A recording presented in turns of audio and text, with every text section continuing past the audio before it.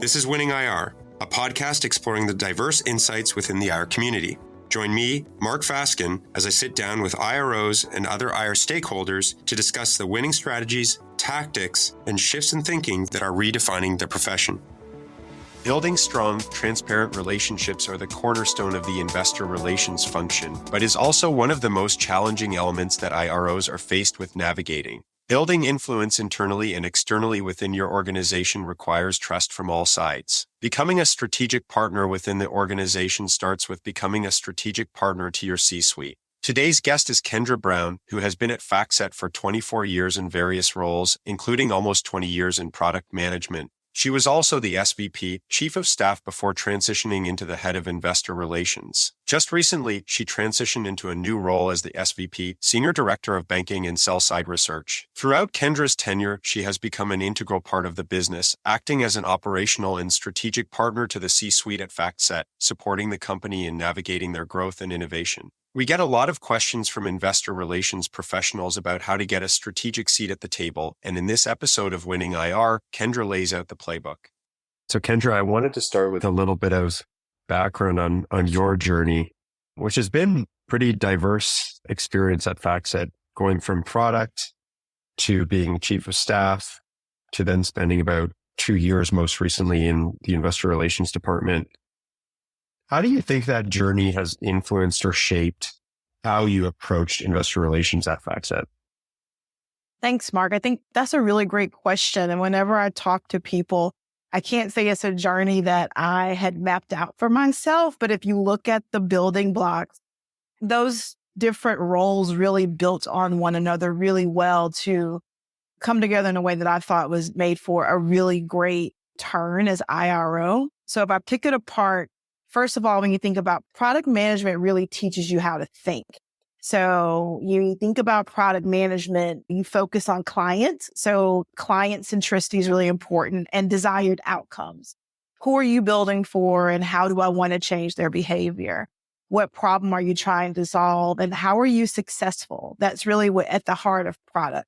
So that's one thing. Product really influenced the way that I thought, still does to this day, from everything from work to creating a grocery list or planning vacation. So that's the one thing with product. And also really going into chief of staff, but definitely as IRO, it instilled for me a love for our products. And I sound really geeky when I say this, but I get really excited when I think about FactSet products. I definitely bleed cyan blue because I really do believe that we create great products. So as IRO, when I have to hand over heart, or even as chief of staff, talk about these solutions and how it's going to translate into us winning, I'm able to do it because I believe in our products, and that love really came from product. Fast forward to chief of staff, you're still focused on the client and you're still focused on delighting that client, but now it's all of FactSet and it's all of our clients. So now you're thinking about that still that client centricity and a desired outcome. It's just on a more macro level. So I took what was a very tactical understanding of who we were and what we did, and I leveled it up. You had to level it up to be chief of staff to a more strategic perspective.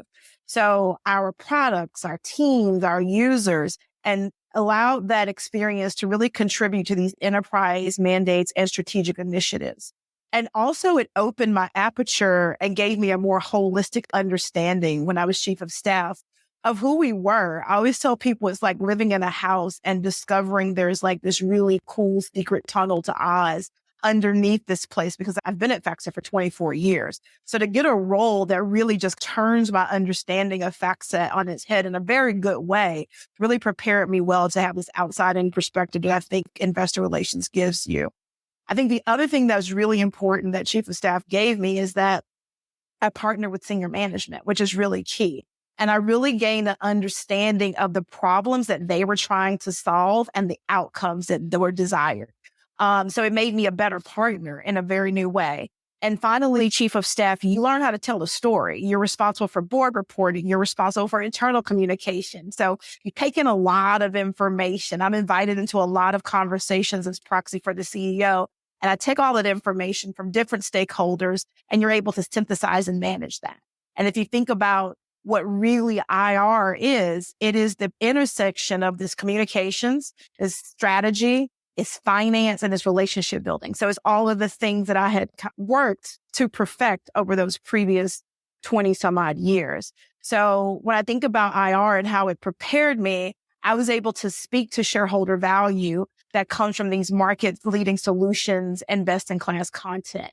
I understood our strategy and our competitive position and how it drove long-term growth. And product, like I said, it taught me how to gather, synthesize, and convey information. And that was key to being a partner with senior management as IRO.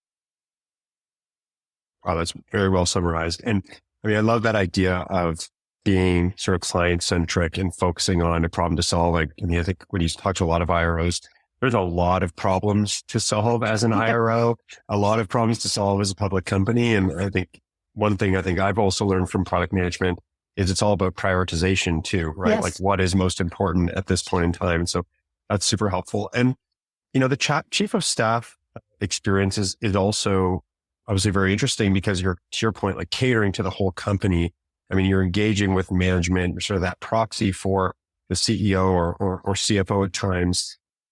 What strategic elements did you incorporate into IR from that chief of staff experience that other IROs can learn from? And maybe kind of especially when it relates to engaging with management or other senior stakeholders. So that seems to be a question that comes up a lot is like, how do I, as the IRO, really add value to the management team? How do I build those strong relationships? So any insights you have to share would be super helpful. One of the projects that I worked on as chief of staff is that I helped to reset our strategy. And that definitely helped me in then going forward to articulating that strategy. But I don't think you have to be that in the weeds, actually helping to formulate it to really be able to think in strategic pillars. As IRO, before you go and talk to a senior investor, you have to understand strategically what makes your company tick. And everything you're aligning when you're talking, whether it's to your CEO, the CFO, your large investors, internal teams, you need to make sure it's aligning with your strategic narrative. And when it's not, it really is your job to be the voice in the room to point that out. And it may be okay. Do we need to revisit our strategic narrative? But you really need to hold that really tight to your vest, because that really is what should drive what you're saying and how you're partnering with your leadership team. We talked about before, because once you understand those pillars, then you're able to take everything you're getting. Because as you said, IROs are getting a lot of information. But if you have your North Star of your strategy, you're able to make sense of it. And a lot of what we do in IR is to take a lot of different viewpoints and data sources and just information, and you make sense of it. You create a narrative, you tell a story. And so that understanding those strategic pillars makes it a lot easier. And it kind of makes sure we're all marching in the same direction. I think the other thing that it really helps with honing that outside in perspective in my new role, I think that's really important, being able to understand what's happening outside of these four walls. And being able to be the ambassador to bring that back into the organization to drive alignment, but also strategic decision making. It's funny, when I look at my career at FactSet for a long time, it was the one thing I'd never done was sales. I've touched a lot of things, but I'd never been in a sales role. And I can say definitively that IR is probably the highest level of selling, because you're selling every single day. You talk to hundreds of people every quarter. So you really understand what's driving decision-making, what's driving investments. And you have a really great opportunity to bring that back home to make sure that you're arming your senior leadership team with the information that they need. Yeah, that's a great point. I want to ask a follow-up question on that, because, you're out there talking to investors and talking to the market. I mean, all sorts of different stakeholders constantly. And you mentioned one of the really important things is understanding the strategy and being able to provide feedback on whether what we're saying aligns with the strategy, is what we're doing aligning with that strategy. How would you provide or relay that feedback to management? Was that just like ongoing via email? Was there a weekly meeting? Because, we hear a lot of IROs that do perception studies as an example. That's one great way to get feedback, but typically that's only kind of once a year. Mm-hmm. How did you communicate with the management team to provide that feedback? It was definitely on multiple fronts. It's on all fronts. I think it's imperative that as an IRO, you're developing your own relationship with your management team. I was very fortunate at FactSet. Our management team is very open at all levels of the organization. So I always had access. I could always pick up a phone and call. I had quarterly meetings. We always had a quarterly meeting before earnings to talk thematically about what we were seeing. We sent out a monthly newsletter that we talked about all the meetings we've had thematically. What were they saying? How did it align with what we were, trying to convey to our investors?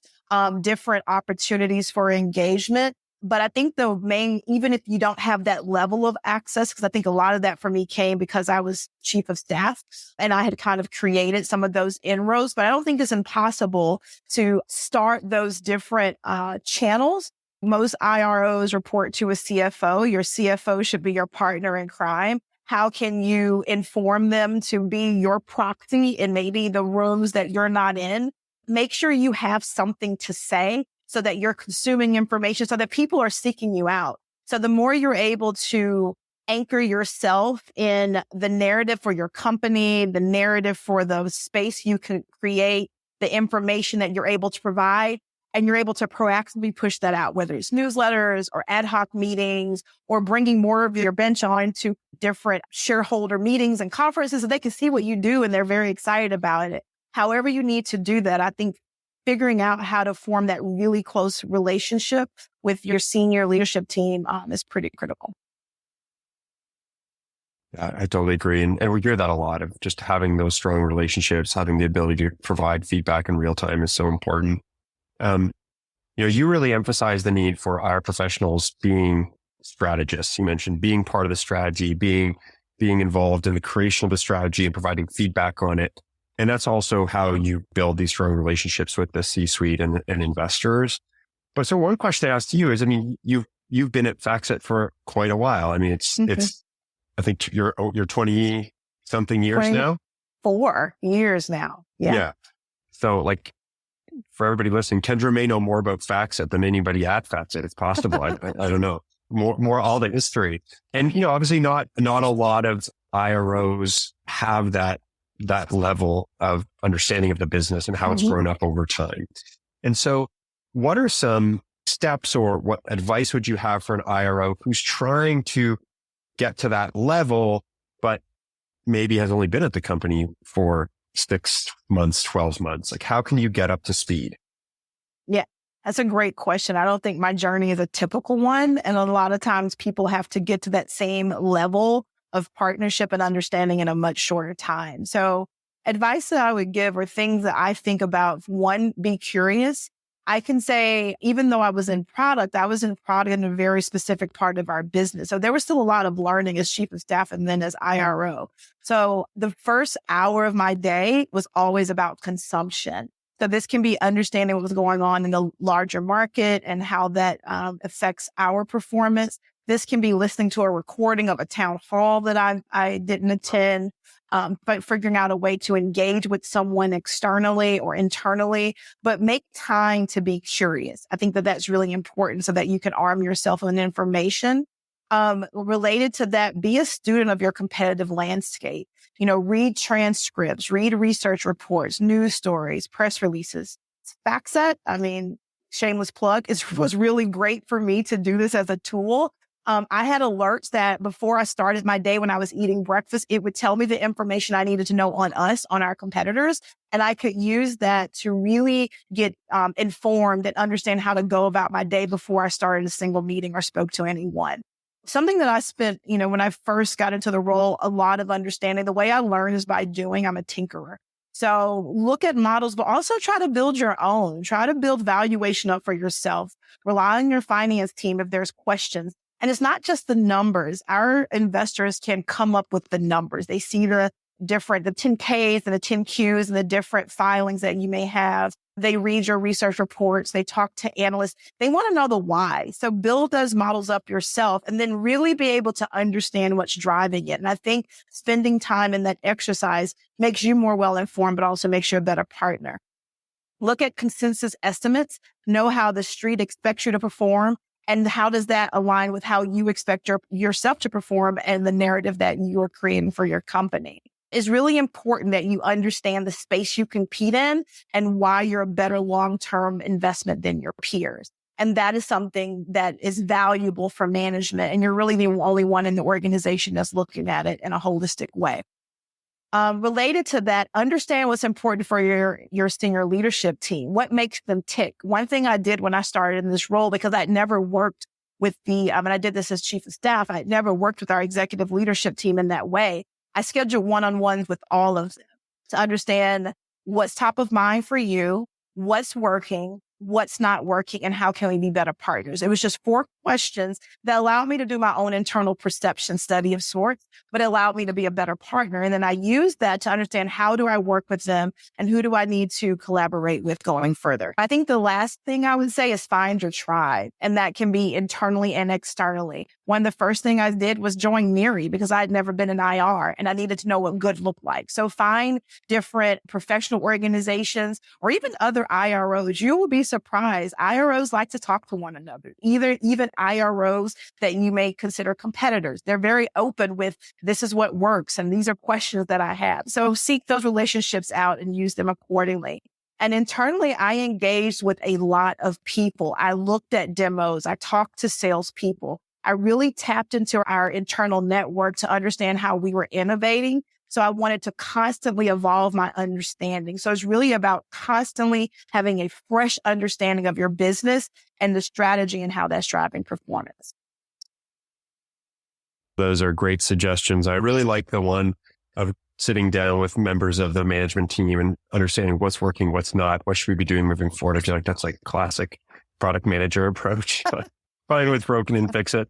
And yeah, the internal relationships piece gets touched on a lot, just having those strong internal relationships. So those are all great points. I want to go back just for a second to relationships with management. And we sort of touched on this a little bit when we were talking about providing feedback. But I mentioned earlier, like it comes up a lot. People use the phrase like seat at the table often in investor relations because at FactSet, I think from what I've understood, like investor relations is a very strategic part of the organization. In some organizations, IR hasn't quite got to that level, right? The management team is still trying to figure out where it fits. Any advice that you would have for IROs who are trying to secure attention and time with management or just trying to sort of raise the bar as it relates to investor relations within their organization? Yeah. I think one thing, and it may sound really simple, and I think I said it earlier, have something to say. So an opinion, an idea, an opportunity, some way that they can engage with investors. If you think about it, is one of the few roles where you actually get to be out and travel with senior members of management. So how are you using that to your advantage to show the value of your program? So definitely have a few things in your pocket that when you're between meetings or you're having dinner or coffee, that you can have a conversation that really promotes the value of your program and elevates it in that way. I think one thing that's really important, it goes back to staying prepared and being prepared. And this comes the more you partner with your leadership team, but anticipate what's needed before and then offer that proactively. We would create Q&A documents every single quarter that go through what we expect to be asked on our earnings call. But we were able to seed a lot of that before we walked into a senior room because we go to these meetings, you see the themes, you understand where questions are being asked, and you should be able to proactively push that information out. I'll say that, we talked about the fact that we did a monthly newsletter. That was the best thing we did because it gave people a new understanding, even though I think the IR position is very strategic at FactSet. I think it became more strategic when we started proactively pushing information. This is the benefit of you going to this conference with us. This is why I think you should talk to this analyst because we are really leaning into this strategy and we need to talk more boldly about it. This is what I probably need to tell our chief marketing officer because this is resonating and this isn't resonating. So the more you proactively put yourself out there, these pieces start to fall in place that organically make you a better partner. And I think also establishing opportunities for engagement. You should speak about a month before earnings or what you're going to talk about. You should speak after earnings to disseminate feedback. And then you use touch points in between to make sure that there's an understanding of how your message is resonating in the market and how investors are seeing your long-term value. That's great. And that monthly newsletter that you were sending out, so it sounds like that was going to the sort of entire management team. It wasn't just going to, say, the board or the CEO, CFO, like that was going to heads of sales, heads of marketing, like all sorts of heads of product, I imagine. And that was feedback across analyst meetings, investor meetings, client meetings. I imagine that gets almost people get a little bit hooked on it, right? Like they want to hear what the market is saying. That becomes very valuable.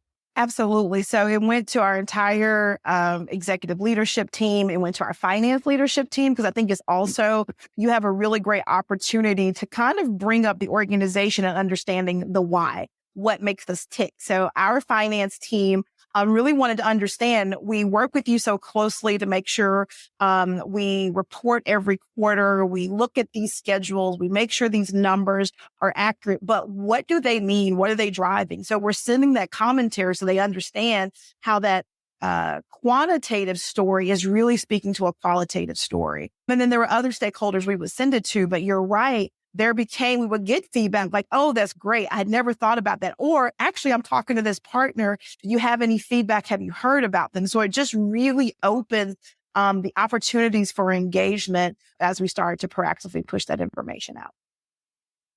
And so the other question is around metrics.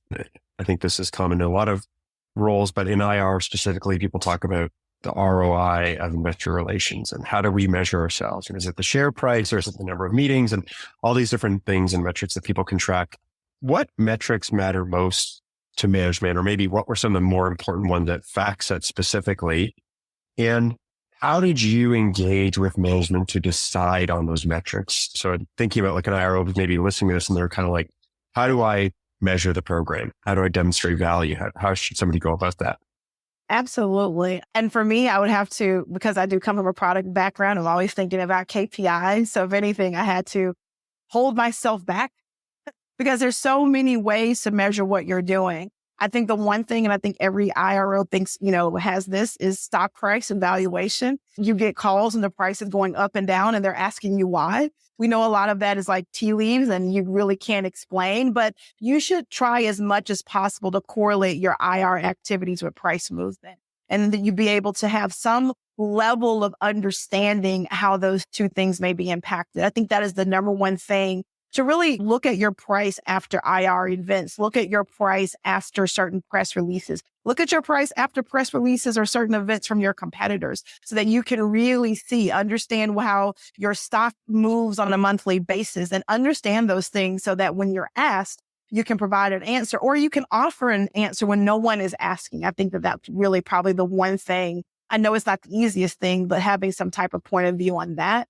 How does the street think we're doing and how does that compare with how we think we will do or we are doing? So understanding your analyst estimates and their sentiment and understanding where that can change, where that is accurate and constructive, and other areas like, you're missing the mark and maybe there's an opportunity for me to market more with you or to travel with you or to be able to have opportunities for you to engage with my management team to give you a better understanding of our company and our drivers.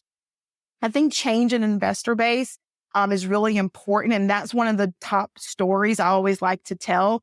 I wanted to understand who was in my stock, who was not in my stock, and that consistent with who I wanted. So on an annual basis, we developed our target list of investors, and then we'd be able to measure success of engagement with that firm, how often we engaged with them, the sentiment of that engagement over time, and then eventually, if they took a position, that's always a time for celebration when you targeted someone and then they understand your value and take a position in your stock. Shareholder engagement. How often are you speaking with investors? This was an area where we really grew this during my tenure as IR, because one thing was that we saw is that, hey, we're pretty well known in the US. Outside the US, there's work to do there. So we really targeted certain regional areas that we wanted to show up and make sure our story was understood and make sure we were selling a little stock. One thing that you said earlier, there was a little, not a kind of a caveat or a way that you positioned the question where it was what's important for FactSet. So, these KPIs that I gave before, they're very generic. Like you can take any type of IRO and you should know these things, but you also need to know the KPIs that drive your business, because that's really is going to get to the heart of how you can be a better partner strategically, internally and externally. So for example, FactSet, we consider ourselves a platform company, and that means workstations. So people who are logging into a terminal, as well as off-platform solutions like feeds and APIs and other services. So I wanted to understand both and how they were contributing to performance, and then be able to help partnering with telling that story. From a cadence perspective, we reported out quarterly to the CEO, and it aligned with when we reported out to the board, and also when we had our earnings call. And then we gave monthly updates, as I talked about before. But then the IR role should be something where the CEO should call you or senior manager should call you. And I really appreciated being that partner that someone could pick up the phone and just ask me what was going on or invite me to a conversation. So there's a lot of ad hoc conversations and based on these KPIs as well. Awesome. And so speaking of data collection, you just made the point that like you had to hold back on KPIs and data collection. You know, as a product manager, because I really feel like that is how you define yourself over time. It's a really badly held secret, but I think it is. I think it's great. You know, so you're wired for data collection, right? And so I'm curious. You talked about FactSet, and we'll talk about that a little bit. But what are some unique channels or data sources that you leveraged in the IR role for data gathering and sort of intelligence? Like when you think about a better understanding peers and better understanding the market, what are some of those channels and how did they factor into some of the decision making of the management team? I think we talked about previously, I mentioned my internal networks. So definitely by benefit of being at FactSet for so long, but it was also something I actively cultivated. If there was a new product I didn't understand, if there was a new opportunity as our strategy changed, I made sure I embedded myself with leaders in those areas. So I could have conversations across the organization on development and what that sentiment was that we're seeing with our investors. And that really helped to give me data that may not be what the quantitative data that you're accustomed to. So definitely my internal networks, my little sparrows that I would go have conversations with, that was very helpful. FactSet was unique and is unique. I don't think it's that unique, and I'll get to that in a second, is that our investors were in large part our clients. So I was able to get very actionable feedback when I walked into these investor conversations. So I can go into a meeting and I can ask how a product launch is resonating. I can ask them how they feel about generative AI. I can ask, remember they're investing in you. So they want you to do well. I can say, who was getting it right and how are we not? How can we improve? And what would they like to see from us? And I would get very actionable feedback that I can bring into the organization. And FactSet is unique because of the tools that we create. The investment community uses them. But I don't think I was unique as an IRO in being able to get that feedback from our investors. One of the best examples I have is that I sat in this conference and there was an IRO of an egg company. He was all about eggs. He had eggs in his social media feed. And he talked about eggs and how wonderful eggs were. And he really reminded me of my passion for FactSet. It was just about eggs. So how can you connect with your investor base based on the tools and the services that you have to gather information to drive growth? I think that's a challenge that any IRO can take on. Love that.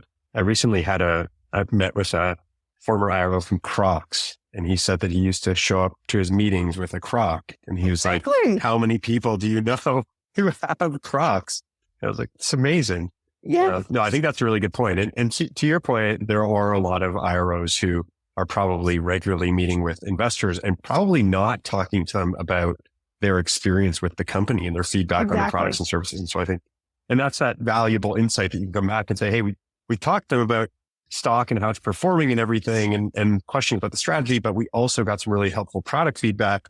And that's the stuff that you can start to relay in those monthly newsletters. So I think that's a great idea. Well, so this is my final question and a bit of a plug because I'm really excited about Irwin's partnership with FactSet. Were you more effective at investor relations because you had access to FactSet? Absolutely. And unequivocally, yes. Yes.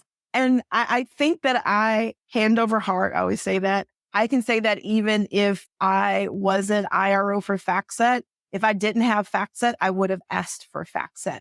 One thing, and in this seat, we get pitched a lot of tools, and I've sat in some of these conversations and I let them go and I say, I have FactSet, right? And that was not being grandiose or rude. It was just when you think about the value proposition of being able to use FactSet every day in this role, it was definitely a big boon for me. So I had dashboards at my fingertips that allowed me to start my day with real-time news and intelligence. And that will allow me to know how to be most impactful. So if there's something going in the market, what conversations do I need to have? What investors that may be moved or they're kind of waiting to take a position that now they may be able to act on if I reach out to them because of what I've seen that's going on. How can I reach out to my senior leadership tool? And I had real-time intelligence at my fingertips every single day. If you just look at our content, the value, really our competitive moat comes from our connected content. So it allowed me to stay on top of our performance of us, FactSet, as well as our peers. And then with things like supply chain data and other more niche data sets, I could drill in to tell a different story. So from a data standpoint, I was always covered.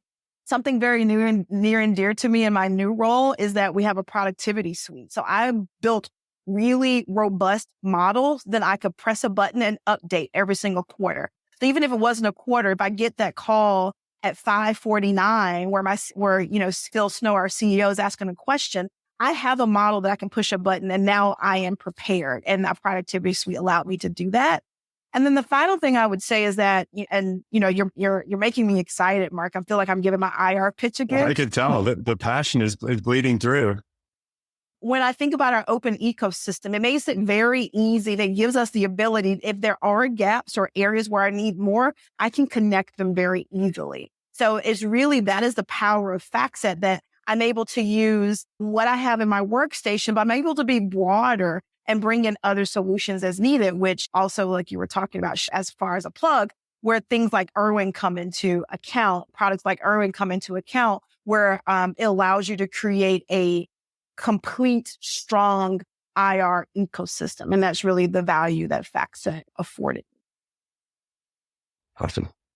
Kendra, this has been super interesting. I love the idea of thinking about investor relations from sort of a product management standpoint. I think it's really interesting and really appreciate all of your insights. So thank you very much for your time. Oh, my pleasure. Thanks for having me. Thanks for listening to today's episode of Winning IR. This podcast is brought to you by Irwin, a better way to manage investor relations. Don't miss your chance to explore the powerful partnership between Irwin and FactSet. For more information on how this software integration can benefit your IR program today, head to our website at www.getirwin.com.